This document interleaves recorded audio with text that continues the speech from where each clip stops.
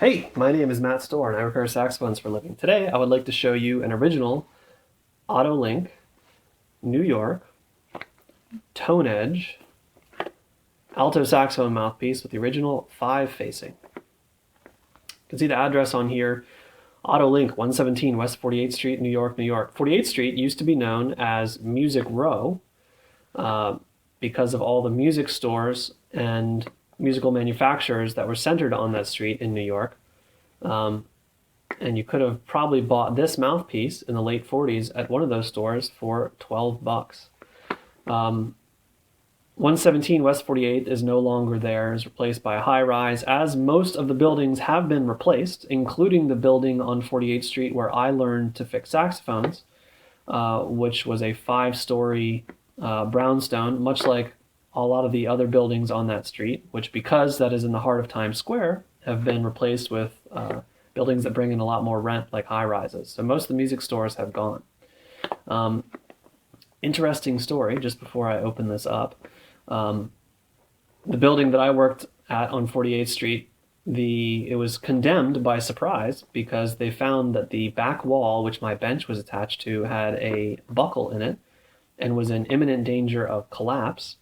So on St. Patrick's Day, we had to move the entire store across the street by hand. And if you've ever been in Times Square on St. Patrick's Day, you know that wasn't a lot of fun. So anyways, one of the many little relocations and store closings that meant that 48th Street is no longer quite the same. But back in the 1940s, this mouthpiece would have been made there by Mr. Otto himself.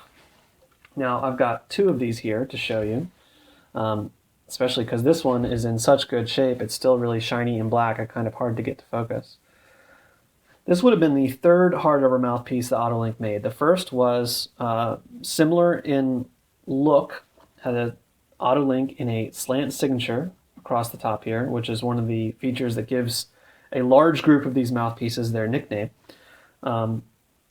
But it would have said ebernated bar, and it would have had scroll work around the shank. The next model they made was the Reso Chamber, which says so on the back of the barrel here, and is actually similar in design to these early New York tone edge mouthpieces, with a relatively large chamber, really depends on what you're comparing it to, scooped sidewalls, and a small but present rollover baffle. And I apologize again for having trouble getting this to focus. Like I said, this mouthpiece is like jet black still. Maybe this one will show it a little better. So the earliest tone edge would have been this one, the Otto New York tone edge. And the way you can tell you've got a New York versus a later one, first, if you've got the box, it'll say New York on it, and it'll be blue lettering on a white box.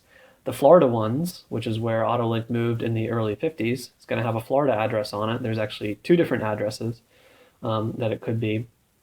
And then when Otto gets bought out by J.J. Babbitt, who owns them today, and who has started again making mouthpieces with a slanted signature across the top because marketing, it's going to have an Elkhart address on it. But the mouthpieces that people consider vintage are the New Yorks, the Floridas, or the very earliest from Elkhart, which people call the early Babbitt. But that's actually a whole different subject, and if you want to get into it, you can Google it because there's a lot of information there. I've actually got an article on my website that describes it fairly well, but there's lots of stuff everywhere. So if you want to know if you've got a New York and you don't have the box, easiest way to tell is you've got the slant signature here, no stamp on the side, but the facing is instead stamped on the table. And you can see it on both of these here. Got a 5 and a 4 star, a very shallow stamp on the bottom of the table. And if the mouthpiece has been refaced, chances are that's gone because they put a concavity in the table here. So if it's been refaced, material first comes off here and here when it's put onto a flat surface, unless the refacer was careful not to touch the table and they only worked on the rails. But if it's original facing, you should still be able to see the stamp here. If it's been refaced, but there's no stamp on the side, then it's probably still a New York, unless someone was trying to deceive you deliberately. So an original facing one, because these are both original facing, will have the stamp, kind of this foggy finish on the table and rails with kind of rotate these, you can see sort of the stripes from the original machining marks. It should look the same all the way down to the tip rail, and you can see the scratch marks here on the baffle because the interiors were hand finished. So don't be scared off if you see scratch marks on the baffle. That's what they would have looked like originally. And the original correct shape is a small rollover baffle. And there's not an awful lot of material here. The beak is pretty thin, so there's not an awful lot that someone could do to take that material away. If they open the mouthpiece up, then they've got a chance to put in a larger baffle when they pull the tip back. But for the most part, these mouthpieces are going to be limited to a fairly small baffle. Which brings me to how these sound. Compared to the later Otto links, these probably have a slightly smaller, more contained sound, which I actually really like. I think they're very good for small group work, solo work. They've got a really nice, dark, controlled sound, really easy to play, not too bright or strident, which is not something everybody's always looking for. But if you're looking for a really nice small group jazz piece that's not too crazy, these New York links can do it for you.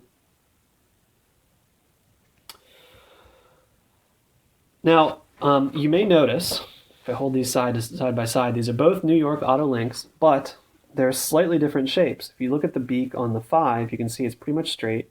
Then the beak on the 4-star has a little bit of a curve built into it. Also, the shank is a little bit fatter on the 5 than it is on the 4-star. And these are both from the same era, relatively short few years when these were made in New York. Which basically what that tells you is, and this is true for Otto links throughout the ages, is that each one can be slightly different. When you've got a hand finish interior and the blanks are changing from day to day, each mouthpiece can play slightly different. So it's best, if you can, to try before you buy, or if you can't, find a place that has a return policy if you're buying online.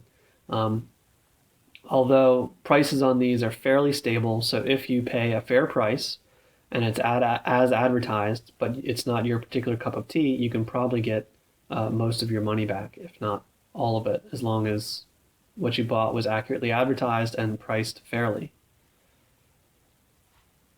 So there you have it. That is a Otto-Link New York original box alto saxophone mouthpiece. And this is what the ligature would have looked like. It's just a plain brass ligature, lacquered with an A on it. Nothing too special about it other than it's what matches this mouthpiece. So hope you found this helpful, useful, informative, interesting. Again, my name is Matt Stoller. I repair saxophones for a living. Got any comments, questions, concerns? Give me a call.